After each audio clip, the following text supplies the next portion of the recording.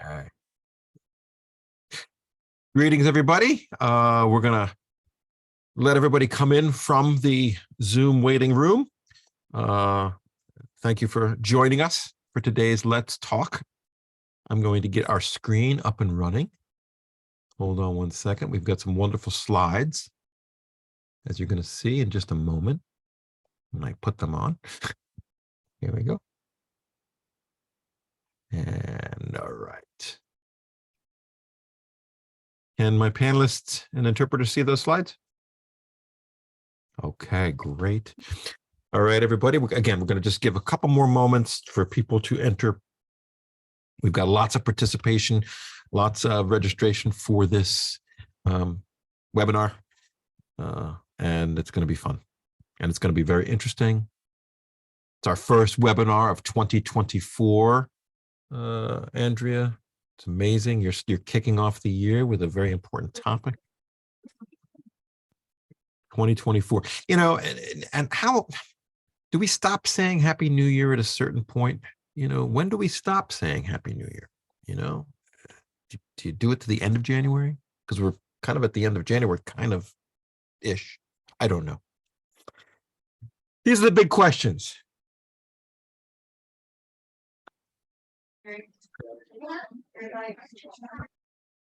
And I think what we'll do is get started right now officially. Welcome, everybody. My name is John Raffaele. I'm the Director of Educational Services at the National Alliance for Direct Support Professionals. And we are here for our January 2024 installment of Let's Talk, which is a regular feature that we have every month that dives into an article from the International Journal for Direct Support Professionals. And this month's article is really, really important, as you're going to see in just a minute, as you're going to hear in just a minute. But I'd like to just welcome everybody and just go over a couple things before we get into the topic and introduce our esteemed author. It's a return author, a return guest. And I can't wait to have another conversation with Andria, and you'll meet her in just a second. But before that, we obviously have our wonderful ASL interpreters, Lisa and Ryan. Please refer to them, obviously, if you need to refer to them. We also have closed captioning available if you choose to use that. That's there for you. So please just go to your Zoom toolbar and hit captions and have at it. What I'd like to do is just give again a little brief introduction to those of you that aren't familiar with Let's Talk and what we've been doing for many, many years. We have done this partnership with the National Alliance for Direct Support Professionals, but also a couple of wonderful partner organizations from Canada, VITA, Community Living Services, and HANDS, the Family Help Network of Canada. Between these three organizations, we have put together this monthly program and this monthly journal that benefits direct support professionals in their practice, their everyday practice. The International Journal for Direct Support Professionals is published once a month, and the journals are meant to be and are very practical pieces of information and information that's meant to help direct support professionals do what they do better. Oftentimes, direct support professionals, they don't get necessarily a lot of in-depth education and training and development. And what we provide, certainly at the National Alliance for Direct Support Professionals, but certainly through this resource, through this monthly webinar, we dive into topics that aren't necessarily topics that DSPs or direct support professionals or direct service workers get information about on a regular or on an ongoing basis. Today's topic is really very interesting, and we'll get to that in a second. But look, we have over a decade worth of archives in terms of the international journals. They've come out every month for over, at this point, we're going on the 12th year. You can access all of these. They're free, and you can see it at this link right here. If you take a screenshot of that, you'll go directly to the archive of international journals for direct support professionals, and the topics are far ranging. You name it, it's likely in there if it's something that a direct support professional encounters in their daily practice. So we invite you to go take a look at all the resources, the treasure chest, I call it, of journal articles that are there for your taking. They are in 3 languages. They're printed and published in PDF format in English, in French, and in Spanish. And they're distributed widely. And that's what they're meant to be. They're meant to be very useful and practical articles and for you to use as direct support professionals. So that's the address right there. I know it's kind of long, but if you go to the familyhelpnetwork.ca, and you can poke around there, and you'll get to the archive of these articles if you don't happen to use this direct link right there. So let's get to this. This, I think, and Andria, wonderful that you're here again. We had a webinar and you wrote an article last year about this thing called consent. But we're going to go even deeper into it. And I think for direct support professionals, and this sounds like, wow, this sounds really heavy. This sounds like really, whoa, man, this sounds like a college course. What the heck? Whoa. But they're incapable, considering the ethical significance of assent and dissent. What the heck? Well, look, don't get nervous. Because here's the thing. This article, and we invite you, you can go to that website that I just showed you. You can download this article. I think I don't know if I think Rachel, you put it in the chat box. You can download from the chat box the article too. This article is something that it addresses something that direct support professionals encounter all the time, literally all the time. And this sounds like really like, wow, what is assent and dissent? Well, we're going to get to that in just a second. But here's the thing. I think for direct support professionals, they will often struggle with when they're working with a person and they don't necessarily understand that person's capabilities based on some legal issues in terms of the things we call, depending on the state you're in or the province you're in Canada, it's very particular, whether it's called guardianship, conservatorship, surrogate decision-making. Sometimes the people that we support as direct support professionals, they have other people or there's someone else that has literally the legal authority to make decisions for that person. But does that mean that that person that we're supporting doesn't have the right to maybe say no about a decision or have some influence about a decision that's been made for them? Oh my gosh, we deal with this all the time if we're supporting people with these so-called guardians or conservators or surrogate decision makers. We're going to get into that. And Andria gets into that so deeply and so well in the article. And that's what we're going to talk about today. This is the article. So let's introduce, well, Andria, you're going to introduce yourself because I hate introducing people. I enjoy people introducing themselves because you know about you more than I know about you. So who are you, Andria? Welcome. And tell us about yourself before we get into the article. Yeah, no, that sounds great. Thank you so much for welcoming me, John, and everyone who's here today. It's a pleasure to be here. So my name is Andria Bianchi. I'm what's called the clinical ethicist, which I know there's not a huge group of us, but there are ethicists who exist in the world. So I'm a clinical ethicist at an organization called Unity Health Toronto. As part of my role, and for the last 10 years or so, I've in some capacity supported Surrey Place, which is an organization in the developmental sector that works with clients and their families who have intellectual and developmental disability, some who are on the autism spectrum. So it's a developmental agency. And when tricky circumstances arise, I am there to support. So ethicists are kind of a third party. We don't sit on a team. We don't typically work directly with people. We're there to offer support when complex cases arise and provide a bit of a bird's eye view. And a lot of what I end up doing has to do with consent, capacity, incapacity, and some of the complex circumstances that results because of that. So really excited to be here and curious to discuss this topic with you, John, and to hear from anyone who is joining in today, any thoughts, comments that you might have based on your expertise and experience. Well, Andrea, thank you. And yeah, there's not a whole bunch of, I don't know any other clinical ethicists, to be honest with you. So you're the only one I know. Well, there we go. There you go. So what you want to do, put your phone number in the chat box, and everybody, we can call you anytime, right? We can call you anytime. Yeah, right.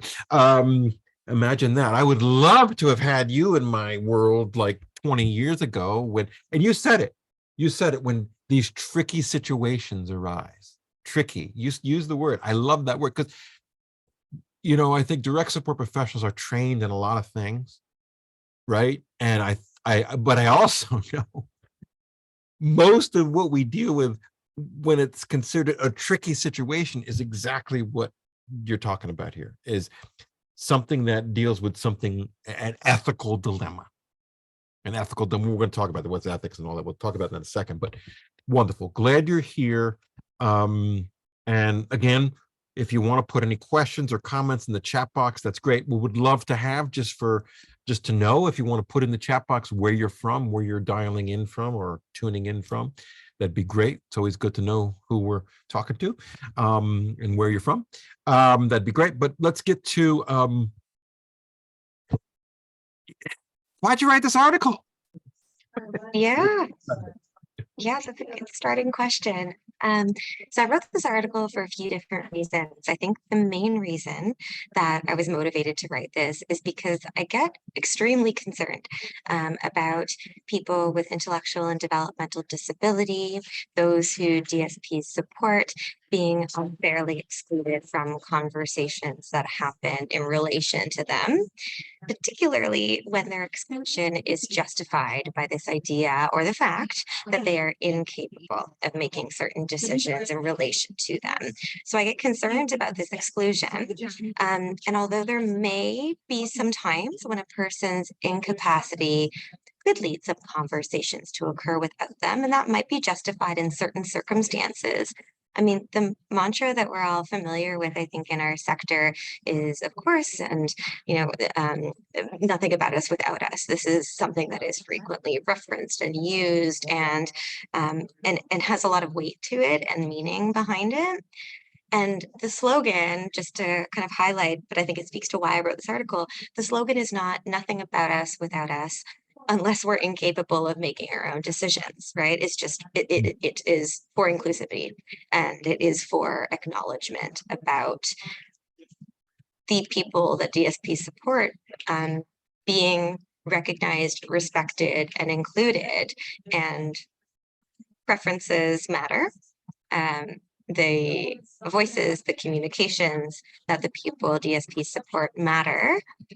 And I worry that sometimes that's forgotten, not necessarily by DSPs at all, but by those who are not working within our sector oftentimes. So I was motivated to think hard about this and to hopefully encourage others to think really hard about this topic. Hopefully that makes some sense, John. Yeah, it does. And well, that's that word incapable, and I think you're going to talk about it a little bit, but so it's such a negative word, right? Like incapable. Or like when you think of capability, you think of being able to do something. Incapable, it's like, oh, can't do it. So talk about that word just for a second before I think we get into, and I think you're going to get into it, but before we get into actually the assent, dissent, all that business. But when you say incapable, what do you mean? Yeah, I think that's a really important point because I would in no article anytime that I'm speaking with someone, say, and I don't think that people here would say that this person is incapable, point blank. Every single individual in the world has strengths, challenges, may need some accommodations, support in order to be able to achieve certain things, right? Absolutely. So I'm using this word very intentionally and in a very narrow sense. And I'm using this word specifically in relation to personal care decisions, or sometimes referred to as treatment decisions. But broad, we can think about treatment decisions in a very, very broad sense. And if a person is not capable of consenting to the decisions based on a legal definition of capacity. So I am not a person saying those who DSP support are incapable at all. But some people may be found incapable based on the legal definition of it in regard to personal care decisions. So it's that really narrow sense that I'm using it. Yeah. Yeah. Got it. Got it. So thank you. That's great. So here it is. These are the big words: assent and dissent. And I actually bolded them here because I think they're so important. And actually throughout the article, you really focus on these. But here, article focuses on assent and dissent. But at the beginning of the article, you reference an earlier piece you wrote about capacity and consent. Capacity and consent. And we had a whole webinar devoted to that. And you can find it in our archives. You can find the article in that the archive I pointed to earlier. So before we get into the assent dissent piece in this article, can you tell us about consent? What does it mean to consent? Yes, I can tell you a little bit about that. So consent is ultimately a voluntary, non-coerced agreement to participate in something. Right. So if we're talking about a care context, it's to voluntarily and in a non-coerced manner participate in a proposed intervention or be agreeable to the intervention, to the treatment that's being proposed. So it's to communicate yes in a particular kind of way, and we'll get there. And so from an ethics lens, and of course I'm an ethicist, so the reason that consent is so important is really because of this ethics principle that many of us have probably heard about. I probably think about far too often in terms of how we apply it, but this principle of autonomy, where respecting a person's autonomy or individual decisions means that we respect the decisions that they make regardless of whether we agree or we don't agree. So one way of a person practicing their autonomy, enforcing their autonomy, making or expressing an autonomous choice is through consent or not consent, right, to something that's being proposed. And of course, consent is relevant to various settings and various domains. And I think what's relevant to this article and the DSPs and those who are attending today is that in any kind of healthcare setting, whether it's in a hospital, a long-term care, nursing home, or a residential care environment in the community, right, consent must be obtained for anything that's being proposed in regard to a treatment. And so I'm from Ontario, and so I'm most familiar with and can speak to Ontario's Healthcare Consent Act. But of course, there's going to be similar types of acts that exist in other provinces and in all of the states where consent has to be obtained for anything in relation to a treatment. And treatment encompasses a wide range of things. So it's anything that could be done for a therapeutic reason, a preventative reason, a diagnostic reason, a palliative reason. And under treatment also includes a course of treatment, a plan of treatment, or a plan of care, which might involve very specific acts that DSPs may be required to or encouraged to pursue or to lead. It can involve a community treatment plan. So whenever anything is proposed within a care setting, consent is needed. Now, I think the important thing to note here is that consent proper, the type of consent that we're talking about for these sorts of things, it requires capacity. And so I'm not sure, John, if you want me to kind of delve into a little bit what capacity actually means, which allows someone to then consent. Yep, please. Okay.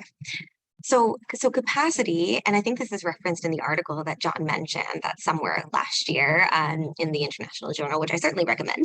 And no one is paying me to say that. It's a really good journal. That capacity, it has two components. So in order to be considered capable of consenting to a treatment, right, this narrow sense, you have to be able to understand the information that's relevant to what's being presented to you. And you need to be able to appreciate whatever the information is and whatever would result from the decision. So to take a very basic example, let's just say that a healthcare provider is saying, it's time to eat. It's time to eat, open your mouth. Let's just say this is a very kind of silly example. I'm not sure it would particularly, it probably would fall under the Healthcare Consent Act. But if we're saying, open your mouth, it's time to eat. Do you understand what I mean? Understanding can be communicated in so many ways. It can be communicated by a person, nodding their head. It can be communicated oftentimes by a person, if they're able to communicate verbally repeating back information in their own words. To really demonstrate they understand what you're proposing. You're proposing that they open their mouth so they can eat. Do they also appreciate, what would happen if you do or don't eat? Mm-hmm. Does the person understand that if they don't open their mouth, that they don't eat, then they might get sick, then they're going to feel hungry, and if this persists for a long period of time, then other consequences would happen. Do they get that? And are they able to converse about it? Do they ask questions about it? So the appreciation bit is actually the most challenging one for some people to meet. But ultimately, if a person understands what information is being presented and appreciates the information relevant to the decision and the consequences, then they'll be found capable. And if they're found capable, then they can consent. Mm-hmm. Mm-hmm. And I do want to say, John, and I'm sorry, I'll stop babbling. I want to get to your thoughts and the other questions. Just that we always presume, and I think this is so important for everyone, we always presume capacity. So no matter who it is that's in front of us, we are always going to start off by presuming that a person's capable. Mm-hmm. It's only if there's reason to doubt a person's capacity that we would really delve further to figure out, well, does this person really understand what it means not to eat? Does this person really appreciate the consequences of not getting their blood work taken? But we're going to start off the foundation where we're all starting off from, and where I want us to start off from is presuming that everyone that we're working with and that we're surrounded by is capable. Mm-hmm. Great. And that's such a thank you, by the way. That's great. That's a great overview, because as we get more into the details here, it gets more complicated, in my opinion, because I think for direct support professionals, especially, they have this understanding, said, for instance, about guardianship or conservatorship or surrogate decision makers. If they're supporting somebody that has that guardian in play, they will often, that's the end all be all decision. That's where it's that. And I think there are nuances to that. And that's exactly what the article talks about, that guardian doesn't necessarily have every inch and centimeter and millimeter of decision making for that other human being. There's certain things that are absolutely in the legal aspect that are part of that person's, who's the surrogate decision maker, who's the guardian. But and I use this example all the time in training, I don't know of any guardian, any conservator, any surrogate decision maker anywhere that has the legal right to determine if somebody wants to wear striped socks or polka dotted socks, that the guardian, conservator, surrogate decision maker, hey, this person that you're supporting, hey, they have to wear the socks that I choose. Now, that sounds like a silly kind of example. That's exactly where I think DSPs get very confused. And I think that's what I got out of this article, is how we can help DSPs navigate that kind of situation. So that's what I got out of the article. And that's why I want people to read the darn article. Let's get to more questions. So you need to be capable in order to consent. Capable. Now, look, even before we get into this question, what happens when a person is incapable? I was incapable this morning to do a few things, Andrea. You know, I felt incapable to make my coffee this morning because I was really tired. I woke up very tired, foggy. Ever have one of those mornings? I did this. I sometimes use half and half in my coffee. I poured the half and half in my juice glass. It's like, no, that's stupid. Totally incapable, seemingly. So I'm using that as an example. I think once again, capability. That's why I asked the question early on, right? So you got to be, you need to be capable in order to consent. But what is this thing called being incapable? Expand that for us, please. Yeah, happy to.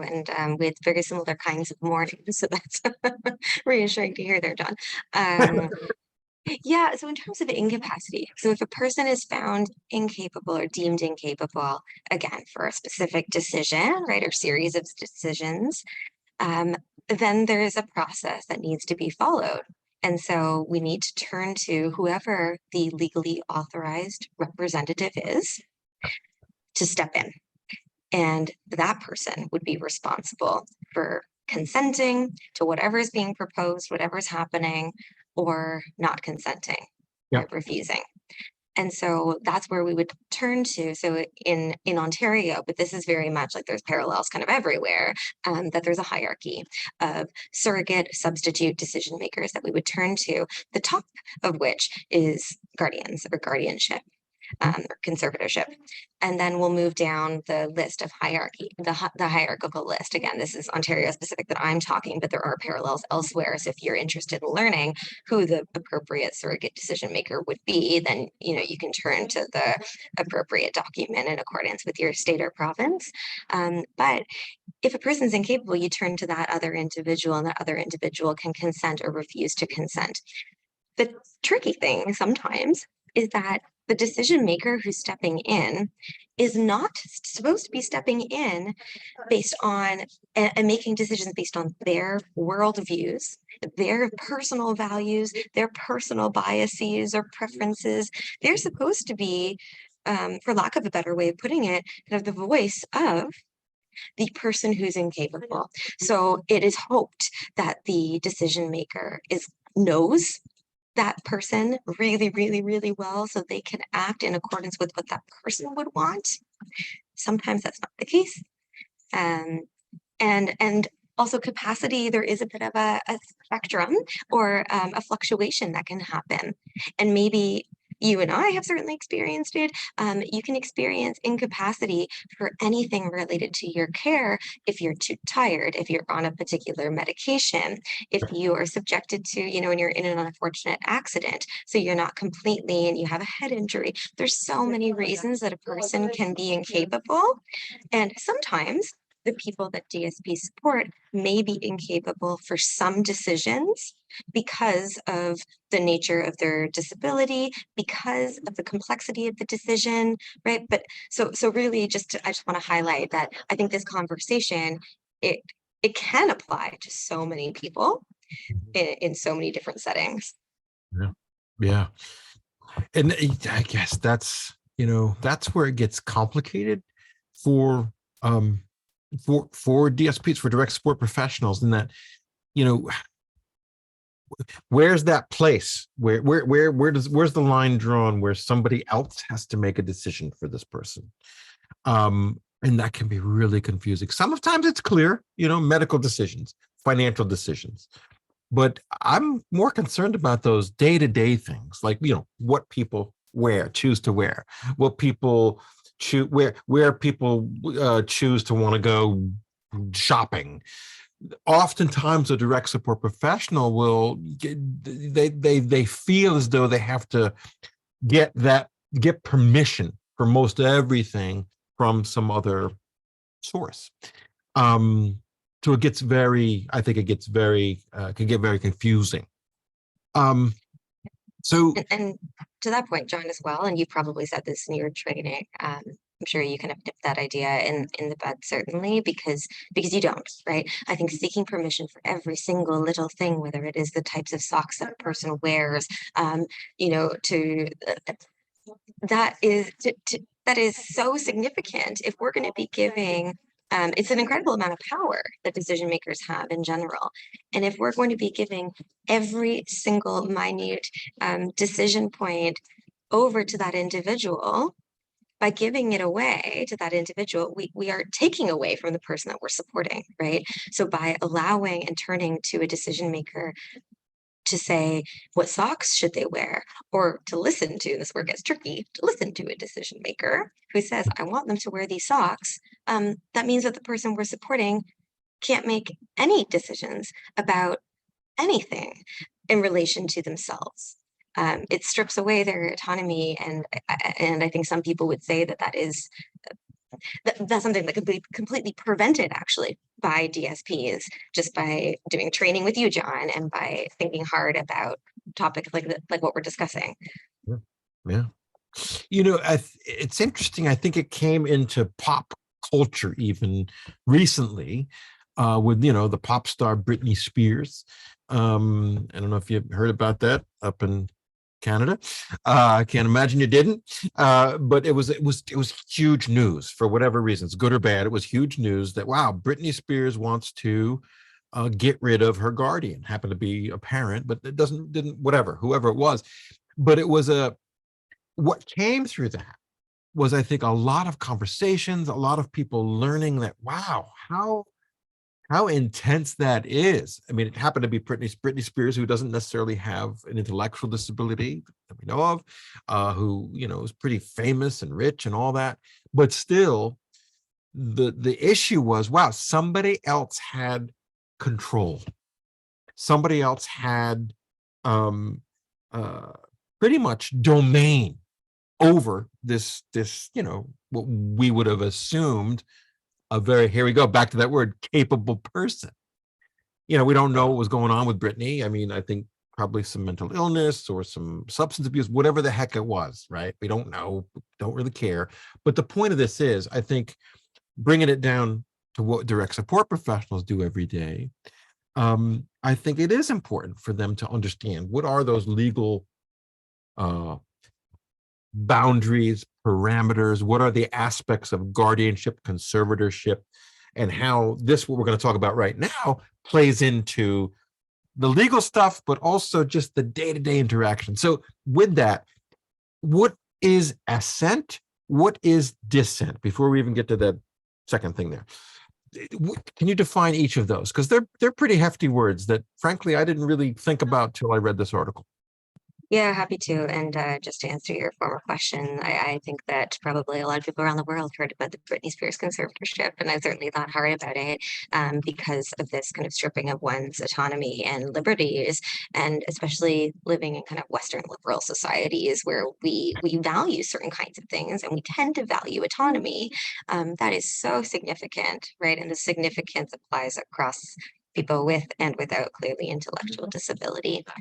All right, so assent and dissent, and I'd be very curious just to know if anyone had heard of these terms, because I certainly hadn't heard of them until a few years ago when I really did delve into some of this work in various decision making, I guess, the ways of making decisions and consenting. And so dissent, it's an incapable refusal of something, an unwillingness to proceed, to do whatever is being proposed or whatever is occurring.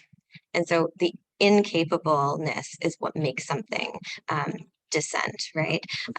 So when a person provides an uninformed or an incapable refusal, then this would be dissent. And this can be expressed in so many different ways, probably far too many to provide an exhaustive list. But if a person says no, if there's resistance, there's pushing away, if you put on a pair of socks, not that this is the particular type of example that the article or I'm talking about, and the person takes them off, right? If there's reluctance, if there's turning away, if they're shaking your head, right? If there's a refusal that maybe doesn't have that understanding and appreciation as to why they're refusing and what it is that they're refusing, that would be dissent. And then assent is the complete opposite of that, where it describes a person's incapable or uninformed agreement or willingness to pursue an act, right? I think that the easiest example that I can think of when it comes to assent is if you go to a doctor's office, I mean, and you and I probably do this, or at least I certainly do, and I don't think it's because I have horrible doctors, but if it is, let's say it's a routine flu shot, they might talk a little bit about the person giving me the needle. They might talk a little bit about what some of the consequences are, right? They might just say, oh, you'll have some arm pain, right, for a little bit, and you might experience this here. Yep.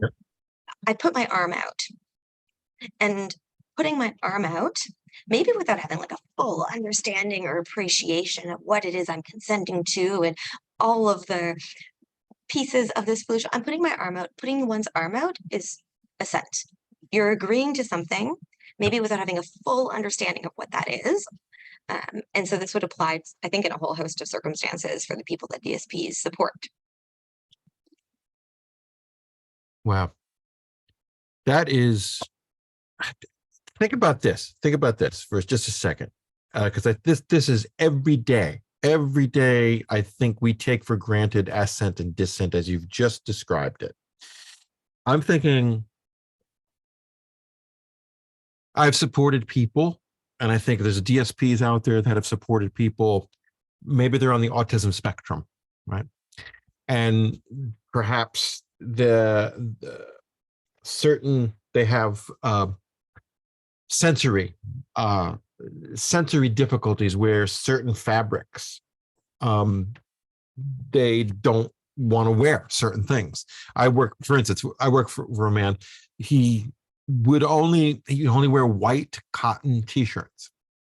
And it was finally discovered why. It was because of the fabric. It was because of the color. It was because of the tags. This is going 25 years ago, when we didn't have as many tagless t-shirts. Now tagless t-shirts are a thing, right? But the point of this is, I remember I think he even had in his behavior support plan, so-and-so will wear the clothing that is given to him, and that's part of his goals. He's going to wear the shirts, like the button-down shirts and whatever. But the point of this is, he would take off the clothing, and he would sometimes become aggressive around this, because he didn't like and couldn't deal with the sensory overload of the fabric. What is that? Because I think we deal with that a lot as direct support professionals, that kind of communication. Is that dissent? What is that? And does it matter what we call it? It is what it is. But is that a form of dissent? Yes. Yes, the short answer is yes, absolutely. It's a form of dissent. There may or may not be a good understanding as to, what precisely it is. Maybe there is full understanding, or maybe it is just that there's not full understanding, but they are refusing to do something, refusing to wear something that is being recommended for them. And this happens with, if you think about, a little 2-year-old kid who takes off a hat, right? They are maybe making an uninformed kind of refusal, right? They're not in agreement to wearing the hat. So they take it off and they throw it on the ground. They may not understand that it's cold outside and that their ears will get really cold and red, right? So I think that your example there, John, is a perfect example of dissent. We see assent and dissent all over all the time. And I think don't label it as such. Sometimes labels can be helpful though as well, because it encourages us to then go that step further and think about, well, this is something. Should this something be respected, and when and how? And I think that's what we'll probably get into. But I love that example, actually. Yeah, and I've got a bunch of them. And so back, I guess, to this question, and not only how can a person know if somebody is assenting or dissenting, why is that important? And I think we kind of started to answer this, I guess, but why is that important for a DSP? What difference does it make, I guess? Yeah, so I think that it makes a significant difference, actually. So DSPs can know if a person is assenting or dissenting by just tuning into and knowing and getting to know the person that we're supporting, paying attention to, acknowledging, recognizing, thinking about, shaking their head, right, pushing away. If you're feeding a person and they open their mouth, they're assenting, they're willing to accept that food. If they close their mouth, if they spit out the food, right, that's a form of dissent. So I think recognizing it is really important, in part because there's typically something behind one's assent or dissent. Mhm. It could be indicative of a person's values, preferences, something's bothering them. And DSPs are, I think, the perfect individuals who can know how to respond to that, Mhm. especially if we want a person to assent, because whatever it is that's being proposed, whatever it is that you're giving to them is presumably for their benefit. And it's in their best interest. And so DSPs may know how to de-escalate any dissenting behaviors, respond in a way so that a person does assent, and then reap the benefits of whatever it is that they're assenting to. So I think it's really important. Yeah, no, it's great. It's great. So ethics. We look, ethics is a huge discipline area, etc. When it comes to the practical, everyday, why we have to be ethical when it comes to this notion of assent and dissent. Why is that important ethically for direct support professionals? I mean, I have my notions, but would love to hear from you. Yeah, so I think that one of the main reasons is because of this idea of autonomy, right? That a person can presumably express an autonomous preference. They can still have some autonomy, even if they may lack capacity for certain things. And assent and dissent is a way that people express their autonomous preferences, right? Maybe not capable preferences based on what we're asking about or what we're wanting them to do or agree with. So I think respect for autonomy is so important. And autonomy plays into respect for persons or for people. And so it really comes down to this idea of respect, respecting the people that we support, even if they are not capable of certain things. And some other relevant ethics principles, I mean, we want to be trusted and to demonstrate trustworthiness. And giving the person one's ear or attention and responding to assent or dissent, it can help build that trust amongst the person you're supporting and you, right? So there's so many reasons that this is ethically significant. And then there's this ethics principle, and it's an unnecessarily kind of annoying word. It's called, non-maleficence, which is just preventing harm. Yep. And usually we think about harm prevention in terms of physical harms. But I'm really interested in psychological harms and also dignitary harms, harms to one's dignity, harms related to one's identity or feeling of self. And I think that this is where assent and dissent are so important, because a person's not capable of making their own whatever it is decision. But if we force them into it, right? So we totally just disregard that they don't want to wear socks. Again, I'm using the silly socks example that is not under the Healthcare Consent Act necessarily. So let's just, putting that aside. So the person's taking off their socks, they're taking off their hat, they're throwing it on the ground over and over and over again. And you just keep forcing it on. You force the hat on, you pin it to their head, right? With the little hair clip so they can't take it off. You force them to do it. Maybe you haven't physically harmed them. Maybe they're going to actually physically benefit from that act. So that's cool. But when we're thinking about dignity and respect for persons and their identity and their sense of self and their confidence, right? There's harms there that I think a failure to respect their dissent it can create. So really ethically significant. And I don't think we talk about assent and dissent enough. No, when I'm going to go right to the jugular, because I think for direct support professionals who work with people with maybe some aggressive backgrounds, some aggressive tendencies, especially people that don't maybe use words to communicate, they use more actions, and those actions might be things that are at times violent. Too often, I think and I'm saying direct support professionals, I think as a system, we want to change that quote unquote behavior, as opposed to seeing that behavior perhaps as dissent about something. And I think that this is where I think we separate the wheat from the chaff, as they say, when it comes to direct support professionals, because DSPs that are really in tune with the people they're supporting, they know what's being communicated with things that might be aggressive which things that they might now see as, wow, that's dissent, and I need to look at that. I'm hoping they get that through this conversation. But I think if we don't do that, talk about being unethical. That's communication that we're not only stopping, but perhaps we're putting in behavior plans to change. That's wrong. I guess speak to that just for a little bit. Yeah, so I think that's a perfect example, and certainly there is incredibly harmful behaviors that challenge DSPs because you're supporting individuals who do require support, and sometimes it's support in navigating and de-escalating and just managing really complex behaviors.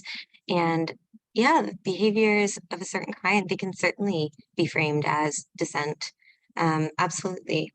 Or assent, right? An agreement to something, and maybe there's a behavior that follows, right? And it's just a positive one. So yeah, I think that dissent can certainly be expressed through certain behaviors, and DSPs can be absolutely, I think, the ones to tune into, hey, this is dissent. Now, what are they dissenting to? What exactly is it, right? Is it the hat in and of itself? Is it the type of hat? Is it the color of the hat, right? So what is it that they're dissenting to? What other options exist that they might be okay with? How can I, if it's so important, how can I encourage them to assent, right? Not coerce, encourage a person to assent.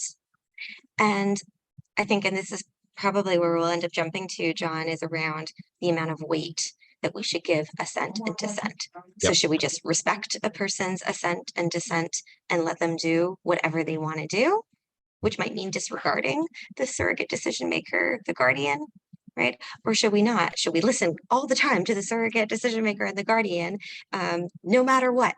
So yeah, I think there's a lot there actually that DSPs can tune into and can support.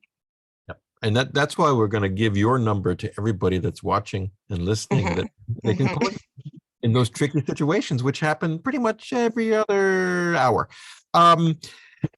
Let's talk about Sam. If you get the article, please get the article. There's a story about Sam, gentleman with Prader-Willi syndrome, and a couple of things. Let's talk about Sam. If you could just frame the Sam story in terms of assent and dissent, and we can pick this apart. Let's hear about Sam, Andrea.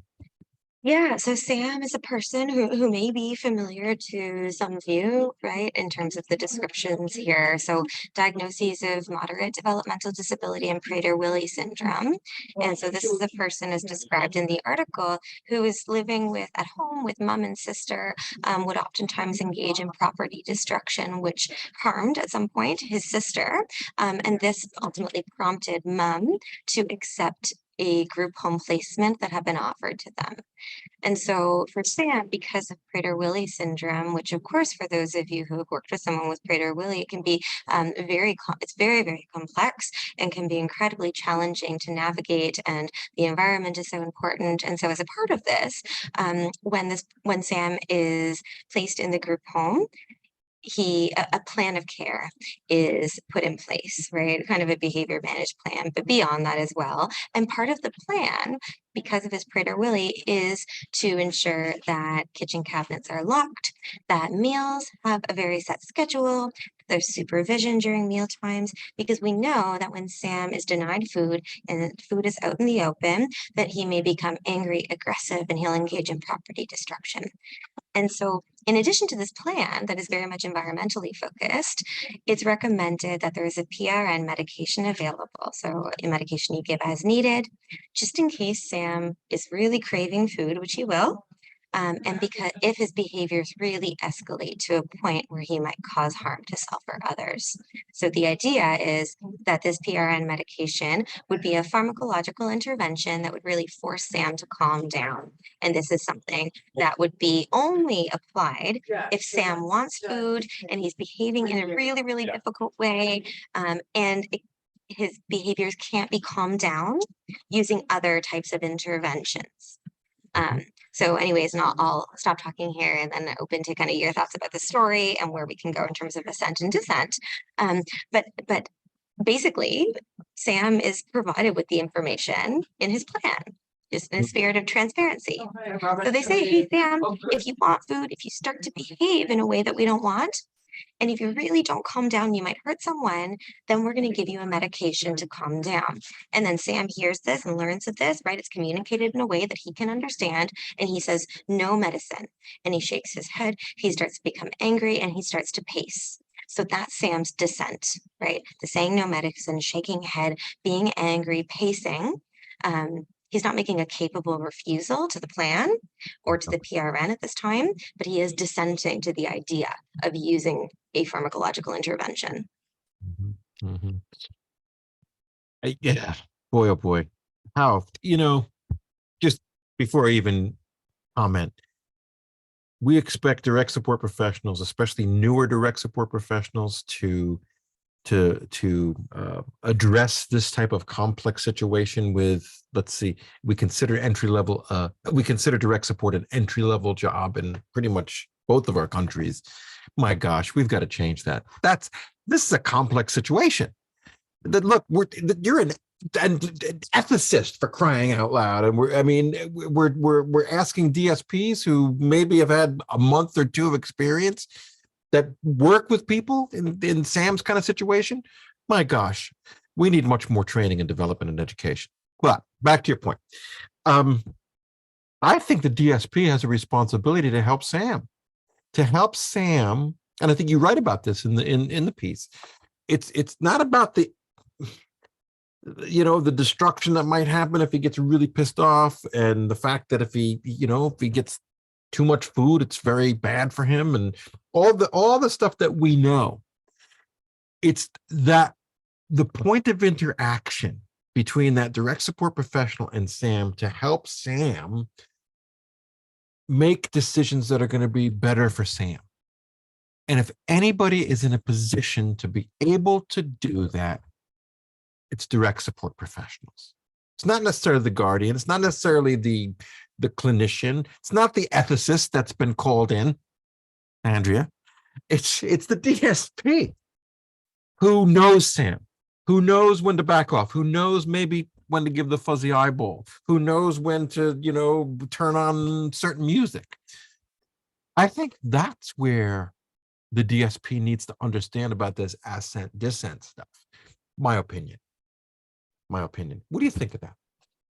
Yeah, I agree with your opinion. I am not the one as an ethicist who will know, right? Kind of flying in to support a circumstance that's really tricky in terms of actually implementing anything, in terms of really understanding where is this dissent coming from. Sam's getting angry, he's shaking his head. Yeah, what are the strategies to help Sam feel better in that circumstance? Because that sounds distressing. If you're saying no and a plan is being spouted at you that other people have agreed to, and you don't want the medication, right? That sounds horrible. So I think DSPs are in a position to respond, to de-escalate the circumstance as a starting point. And then if it's decided that Sam's dissent is not going to be the decision point, like we are going to be implementing this plan. And we can talk about the reason as to why, because I think there is a reason that in this circumstance, we may proceed. It would be justified to proceed and to not disregard, but we're not going to follow what Sam ideally wants in that circumstance. Exactly. So it could be justified, but I think that's right. That's not, I think the DSP can help before then, actually. The DSP can help to de-escalate. The DSP can help Sam feel better. The DSP can help Sam feel heard, respected, listened to, be mindful of the communication and the way that it's being expressed, and hopefully help Sam realize why assenting might make sense. Yeah. Why assenting might be in his best interest and actually in line with what he wants. And DSPs are the ideal individuals to be able to do this effectively. And the only kind of danger area there, making sure that you don't do this, and again, first to acknowledge I've been guilty of this. You don't do it in some coercive way, some manipulative way to get Sam to take that medicine. it needs to be done in a way that helps Sam truly understand, you know what, it's going to help him in the long run, taking the Ativan, whatever it is.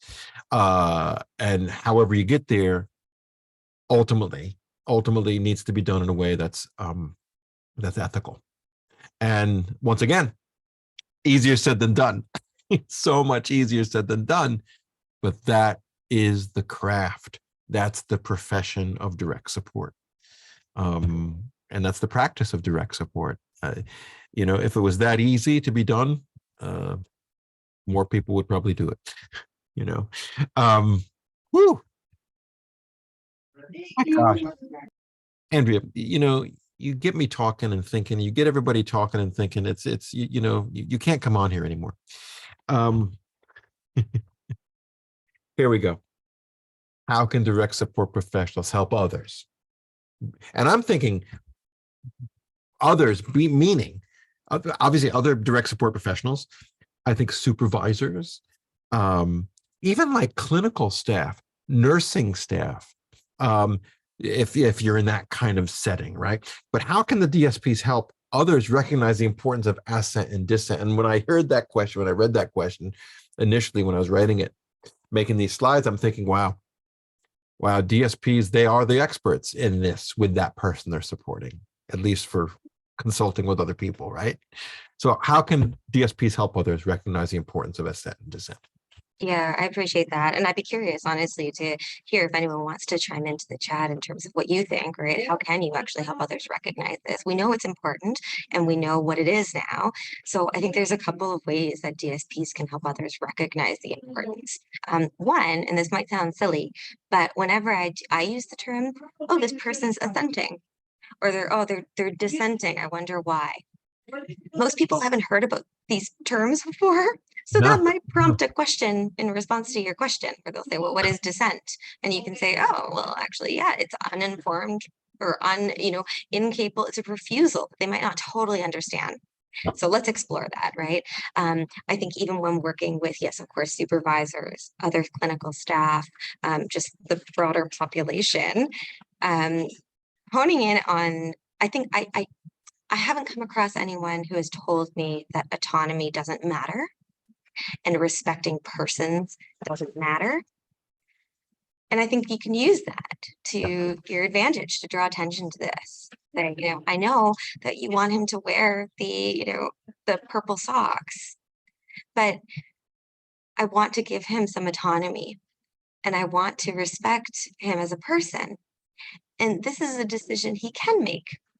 And then the one thing that I would also say as the final point that I have on this, and this is actually relevant when we're thinking about how much weight to give a person's assent or dissent, we're going to want to do a calculation, figure out, okay, what are the harms of respecting this?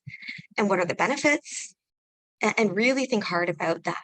So if we say, okay, Sam, you don't want the medication to be part of your plan, we're not going to include it then. It's not going to be in stock. We're not going to have it at the home. And then if Sam's behaviors really don't de-escalate and he's engaging in property destruction, that's not beneficial to anyone nor him. Nope. So because the harms are so significant and so likely to happen, we're probably going to try to get him to assent and calm him down, but we're going to ultimately have that medication available because we're making informed decisions about it, or his decision maker is. So I think on that point, actually, when it comes to helping people recognize the importance of assent and dissent, helping people recognize the harms or the benefits to things. So you can say to a family member, a decision maker, right, that, okay, so Sam wants to wear one orange sock and one green sock. I want to respect his autonomy because autonomy is really important. And I know that both of us think that's important. I think we can assume that the decision maker thinks it's important. But also, what are the harms of him wearing a green sock and an orange sock, right? There's really minimal harms associated with that. So why are we stopping it? Why aren't we giving him the opportunity to decide what socks to wear? Right. Yeah. It's oh my gosh. We've come to the end, Andrea, once again. My gosh, this goes way too fast. There's so much more to talk about. We've just scratched the surface, in my opinion, about this topic area, which is basically an invitation for you to come back and let's do this again. I think we talked about that your last time you were on because of the nature of how important this subject is. Consent, informed decision-making, assent, dissent, all of this critical stuff. So let the conversation continue. For right now, let's end it here. We have to give it our time frames. But I want to thank you, obviously, for your article and for your time spent with this hour talking about this important stuff. Always thanks to Angie and Chanel, who basically they edit and get these articles together and get this international journal published every month. Thank you, Angie, Chanel. Please reach out to the NADSP with any questions that you might have regarding this particular topic area. Anything having to deal with assent, dissent, certainly anything having to deal with doing direct support on a daily basis. We appreciate all the direct support professionals who've tuned in and anybody else that's tuned in. And once again, Andrea, I'm not going to say goodbye. I'm going to say see you again, because we're gonna hang out again and do this. Okay. We will hang out again. Thank you everyone for tuning in. I look forward to future collaborations and working with and learning from you. So thank you. Thank you, Andrea. And to our interpreters, Ryan and Lisa, thank you very much for your wonderful interpretation and ASL skills. Thank you. Thank you, Ryan. Everybody else, see you next month. Bye.